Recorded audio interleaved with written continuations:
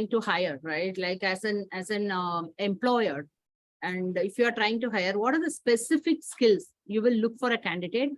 And how can they stand out, right? Because that's one of the things, because there's so much, there are opportunities, there are candidates, but there is always this gap, right? Like, oh, I want to hire, there is a lot of things available in the market, but there's candidate, but you have that gap. So from your perspective, if you are trying to do that, what are the essential qualities? How can a candidate be stand out so that they get that attention?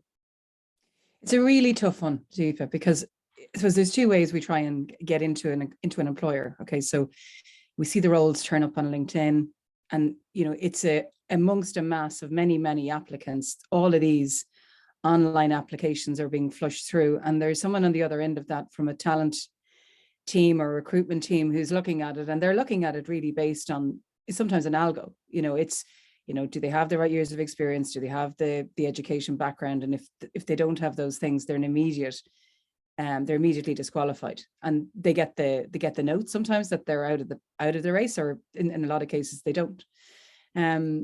So the first thing for me always is trying to understand from my recruitment partners what's coming through, and they'll always tell me, oh, the volume is so high, let me screen. And I'd often say, as a hiring manager, I like to see the entire expanse of who's coming through, because I think if you're truly to bring a diversity lens to applications and to candidates, you have to see it all, and you have to really, as well as a hiring manager, you have to question yourself too against your own bias, because we like what we know. Okay, so we like to see the education, we like to see the 8 years or 5 years somewhere. We don't like to see people moving jobs too much, unless they're a contractor, of course. But and that's the bias. But sometimes things happen in a candidate's life where they do need to take time out, and there is that gap of time, whether it's time out having a family, time out looking after older relatives, and they've been the one that's had to take the step back. So for me as well, in that space, what helps me to see candidates and to see candidates stand out is the human factor sometimes in those applications. So things like having a little bit more than just the data points. Have you worked for customers? Have you been customer centric? We know now in development that really bringing the voice of customer is so important to all that we do. So they're the kind of things that for me that would stand out when someone says to me, I led a project, or I did some enhancements on a piece of work, and as part of that, it meant this to the customer. It meant efficiencies for them. It brought this type of value to them. That always catches my eye, because it helps me understand as well that candidate is more rounded than just that small element of work where they would have been within that wider organization. So that's the first one, I think, is being more than just the statistics, in the sense of, I did this project, I work in this code, I've developed X, Y, and Z. I think it's bringing that extra lens of true impact. The second thing I love to see as well is projects outside of the traditional domain.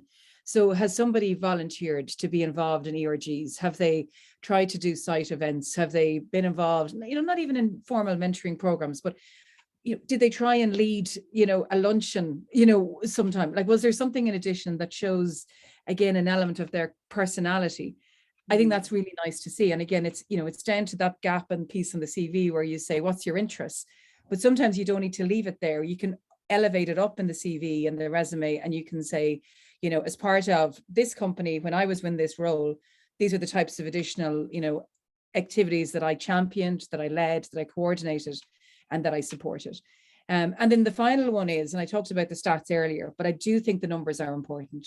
So, impact, if you have some metrics, don't be afraid to put them in there.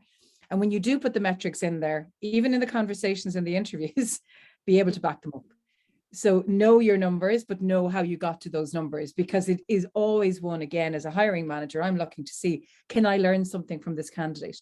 What have they done that's going to help me see how they can bring impact and value to my world? So that's always a very, very critical one as well. Thank you, Mary.